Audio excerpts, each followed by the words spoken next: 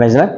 ప్రభువైన యేసు క్రీస్తు యొక్క గొప్ప ఘనమైన నామములు అందరికీ శుభాభివందనములు తెలియజేసుకుంటున్నాను. ఈ దినం దేవుడు మనకిచ్చినటువంటి గొప్ప వాగ్దానం, అది సామెతల గ్రంథము 22వ అధ్యాయం. గొప్ప ఐశ్వర్యం కంటే మంచి పేరు మేలు. దేవుడు స్పష్టంగా మనతో మాట్లాడుతున్నారు. మనకు ఎంత ఐశ్వర్యము ఉన్నను, ఎంత ధనము సంపాదించినను, మణుమాణిక్యములు మనం సంపాదించిన మంచి పేరు లేనట్లయితే అది హీనమైనదిగా మనకు కనిపిస్తుంది. దేవుని దృష్టిలో అత్యంత హీనమైన వారిగా మిగిలిపోతాం.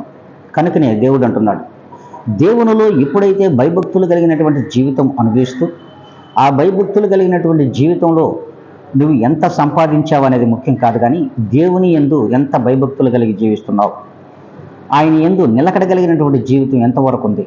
అంతేకాకుండా ఆయన నామంలో మంచి పేరును దేవుని దృష్టిలో సంపాదించుకోగలిగినట్లయితే ఖచ్చితంగా అది ఉత్తమమైనది, శ్రేష్టమైనది అని దేవుడు తెలియజేస్తున్నారు. కనుక ఈ వాగ్దానం ఈ దినం నుండైనా మనం మంచి పేరు సంపాదించుకునే వారుగా ఉన్నామా?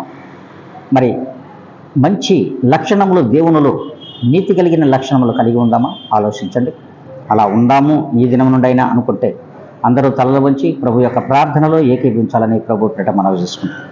పరిశుద్ధాత్మ దేవుడా, పరిపూర్ణ కృప సత్య సంపూర్ణ మీ పాదములు కొంటున్నాను. నా తండ్రి, ఈ దినంలో మీరు ఇచ్చిన గొప్ప వాగ్దానమును బట్టి మీ ప్రియ బిడ్డలందరినీ కూడా మీ చేతులకు సమర్పించుకుంటున్నా. ఇదిగోనైనా వెండి బంగారు ఐశ్వర్యముల కంటే కూడా మంచి పేరు మేలు అంటున్నావు. మీలో మంచి పేరు సంపాదించుకునే ఆ గొప్ప ధన్యతను ప్రతి బిడ్డకు దయచేయమని, మాకును దయచేయమని యేసుక్రీస్తు యొక్క గొప్ప ఘనమైన నామములో అడిగి వేడుకొని ప్రార్థిస్తున్నాను మా తండ్రి.